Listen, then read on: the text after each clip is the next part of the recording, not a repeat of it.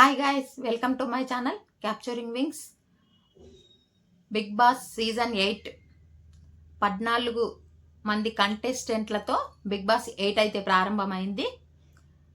Big బాస్లోకి వచ్చే వాళ్ళకి వారానికి ఎంత పారితోషికం అందిస్తారనేది అయితే మనం ఇప్పుడు తెలుసుకుందాం.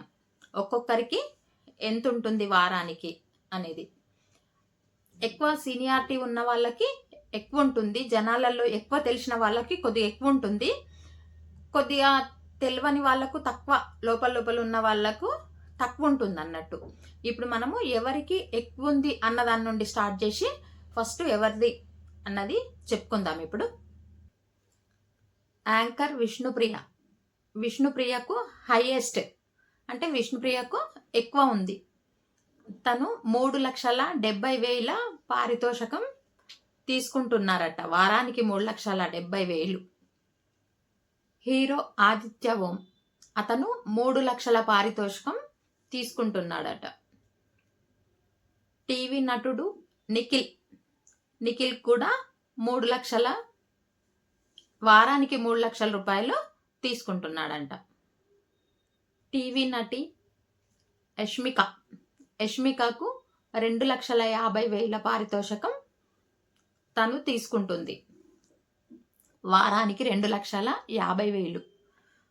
టీవీ నటి ప్రేరణకు కూడా సేమ్ యష్మికాంతనే వారానికి 2,50,000 పారితోషికం తను కూడా తీసుకుంటుంది. ఆర్జే శేఖర్ భాషకు కూడా 2,30,000, వారానికి 2,30,000 పారితోషికం శేఖర్ భాష కూడా తీసుకుంటున్నాడంట. డాన్సర్ నైనిక, తనకి కూడా వారానికి 2,30,000 పారితోషికం అందిస్తున్నారు బిగ్ బాస్ వాళ్ళు, వారానికి 2,30,000 నైనికకు. సినీ నటి యూట్యూబర్ సీతకు 2,20,000, వారానికి 2,20,000 పారితోషికం తను కూడా తీసుకుంటుందట. సినీ నటి అభయ్ వారానికి 2 లక్షల పారితోషికం అతను కూడా తీసుకుంటున్నాడు. యూట్యూబర్ నబీల్ అప్రిది, తను వారానికి 1,70,000 పారితోషికం తీసుకుంటున్నాడు, 1,70,000 నబీల్కు. సినీ నటి ఆకుల సోనియా, తనకు కూడా వారానికి 1,70,000 పారితోషికం తీసుకుంటున్నారు. సినీ నటి పృథ్వీరాజ్, తను కూడా వారానికి 1,50,000 పారితోషికం తీసుకుంటున్నారు. యూట్యూబర్ బేబక్క, తనకి వారానికి 1,30,000.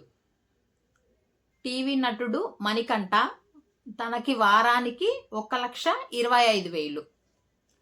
14 మందికి ఎవరెవరికి ఎంత అన్నదైతే తెలుసుకున్నాం మనము. వీళ్లకు ఇచ్చేది అంటే తక్కువ, మణికంఠ చాలా బయట తక్కువ తెలుస్తాడు కాబట్టి మణికంఠకు తక్కువ పారితోషికం అవుతుంది. అంటే ఇట్లా ఒక్కొక్కరికి ఒకలాగా నాకు తెలిసిన ఇన్ఫర్మేషన్ అయితే నేను చెప్పాను.